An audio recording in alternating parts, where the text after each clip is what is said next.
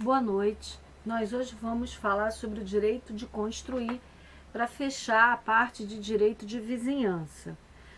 O direito de construir, ele vem no Código Civil e delineado em alguns artigos, né? A partir do artigo 1299, vai até o 1313, e nós vamos encontrar também regras inerentes ao direito de construir na Constituição, né? E também no Estatuto da Cidade. Além desses diplomas normativos, nós temos normas de postura municipal que também regulam o direito de construir, que são muito importantes. Mas o que vem a ser esse direito de construir? Na realidade, o proprietário do bem, do imóvel, ele tem o direito de utilizar, né, dos poderes inerentes à propriedade. Usar, gozar, dispor do bem, edificar, se assim ele o desejar, né? Esse direito de poder edificar, de poder usar e gozar, ele não é absoluto, subordinando-se ao interesse da coletividade e às regras do direito de vizinhança. E também a administração pública, ela regula, normatiza isso, né? E estabelece algumas restrições. Essas restrições, né, que vão existir sobre o direito da propriedade nessa parte inerente à construção, ao direito de construir, elas podem se referir a restrições inerentes a obrigações de fazer.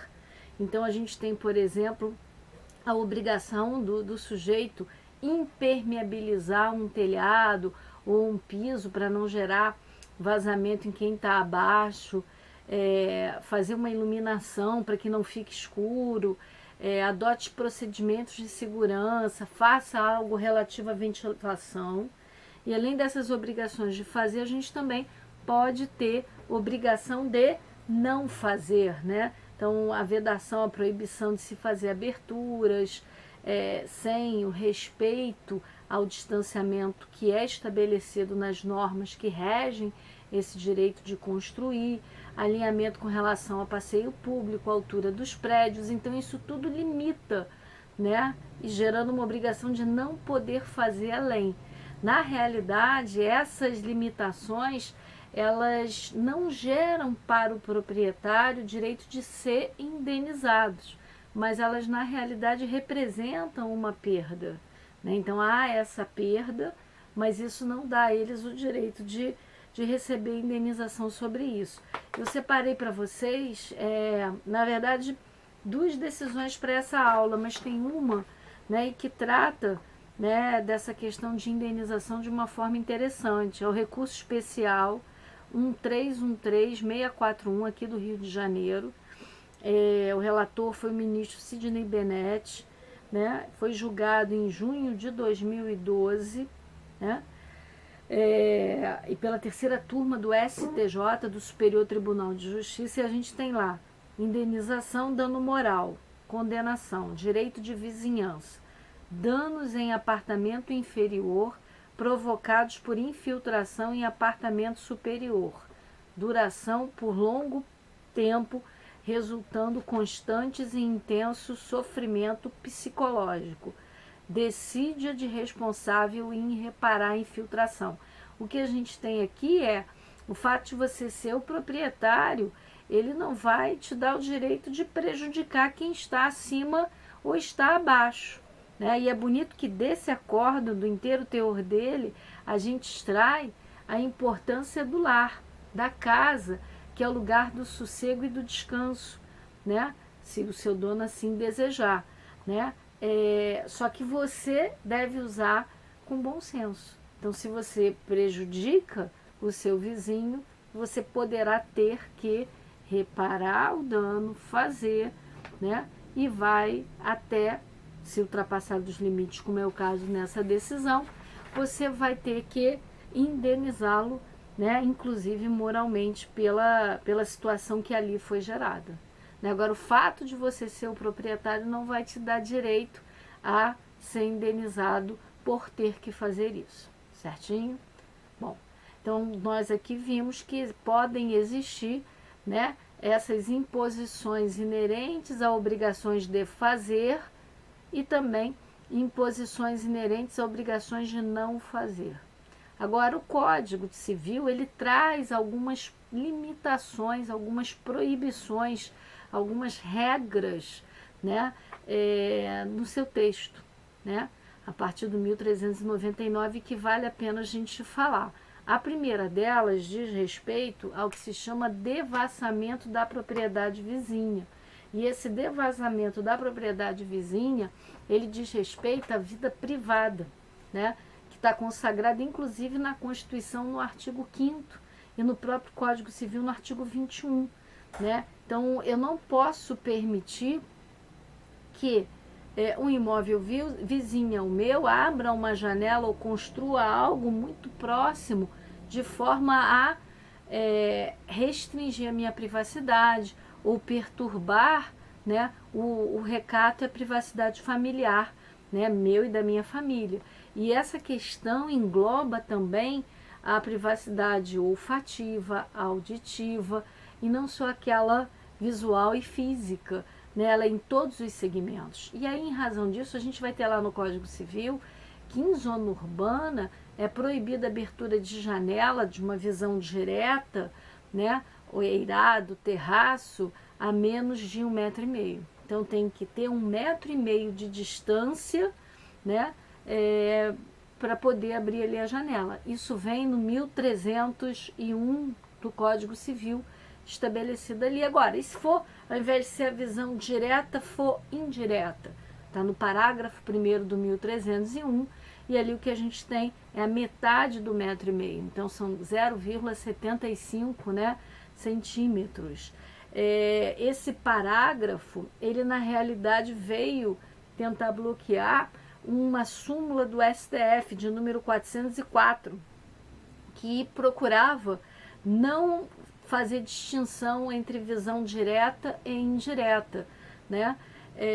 Mas o Código Civil veio trazendo, e esse enunciado, essa súmula, né, 414, passa a ser letra morta, né? Na realidade, esse distanciamento, né, de 1,5 metro para o direto e 0,75 para o indireto, ele só não se aplica à abertura para luz e ventilação, né?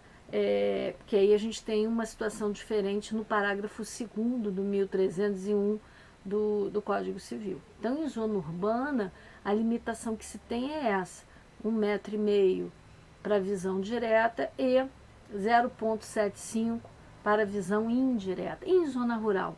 Em zona rural está lá no 1303, e aí a gente tem o dobro de 1,5 metro. Né? Eu tenho que manter um distanciamento entre as edificações, né, entre os dois terrenos vizinhos, de 3 metros. Essa é a ideia. Aí, sobre essa situação, também trouxe, né, uma outra decisão lá do STJ, né?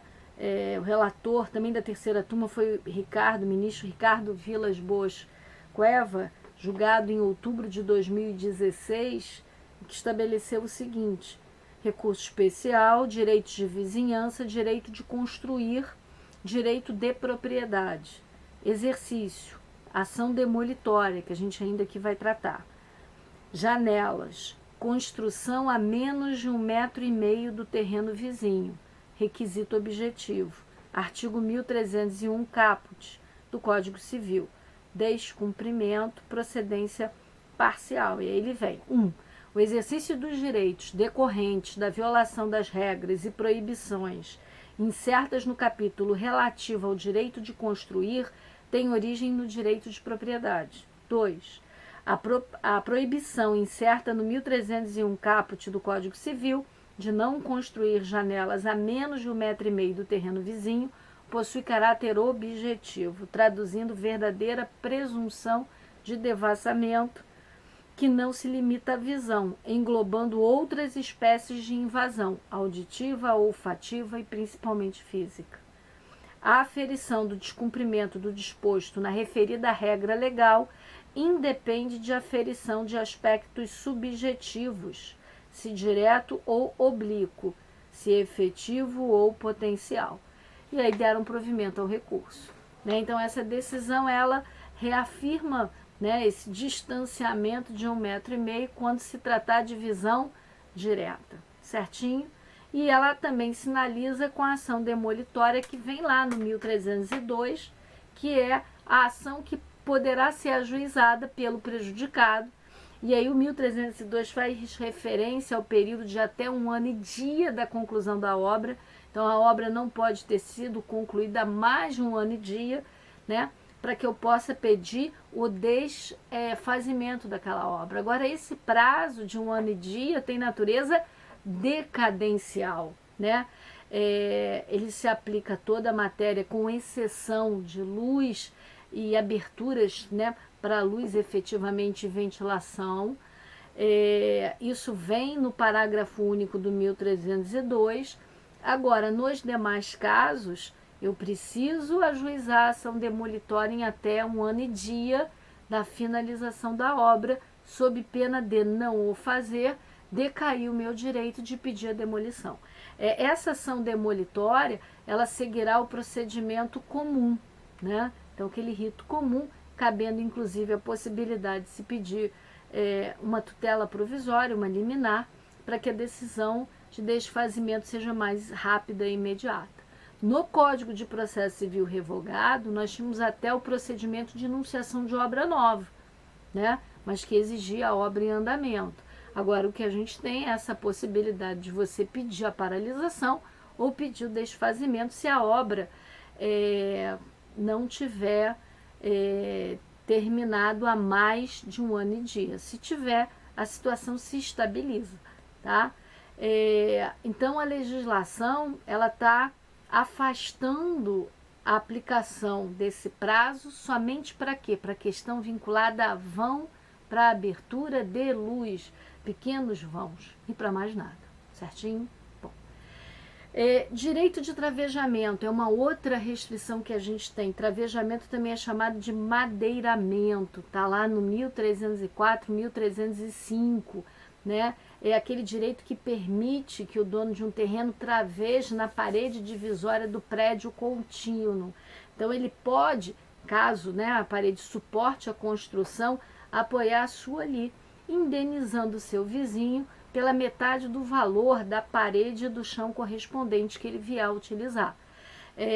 Isso a gente chama também de parede meia, né, ou parede divisória, que também está regulada lá no 1305 e 1306, que é o direito, né, de construir uma linha divisória até metade, né, ali da espessura da faixa de construção do terreno contíguo, né, e isso, o fato de você estar construindo essa parede meia gera uma espécie de condomínio estabelecido em lei, um condomínio legal entre os dois lindeiros, entre os dois vizinhos confinantes, né? Então você pode usar até metade daquela espessura, né, para separação dos prédios, né? E você só precisa fazer o quê? Avisar previamente ao outro do que você pretende fazer em termos de obra, certinho? Depois, direito de alteamento, que está no 1307, é você levantar a parede, aumentar a altura, né? Arcando, né, com parte desse valor e o outro vizinho com a outra parte. Fora isso, a gente tem também no Código Civil algumas proibições normativas a partir do 1309, né? Então a gente tem lá vedação de construção capaz de poluir ou inutilizar para utilização comum a água, seja ela de poço, seja ela de nascente pré-existente, proibições de se fazer escavações ou obras que tirem essa água do poço ou da nascente, execução de obra que possa provocar desmoronamento, né, ou deslocamento de terra e que venha comprometer a segurança do prédio vizinho, né? Isso é bastante comum quando você tem terrenos mais íngremes, né? Então, quem viola essas regras e gera prejuízo pode ser obrigado a demolir e a indenizar os danos que tiver causado. E isso vem lá no 1312 do Código Civil. E aí, para fechar, a gente tem a questão do direito de tolerância, que vem no 1313, que fala que o ocupante ou proprietário do imóvel é obrigado a tolerar que o vizinho entre no prédio mediante pré-aviso para dele usar temporariamente quando seja indispensável para a recuperação de uma construção, reconstrução, limpeza, né? Se houver necessidade dele ingressar para ele arrumar o que está do outro lado e que gere risco, né?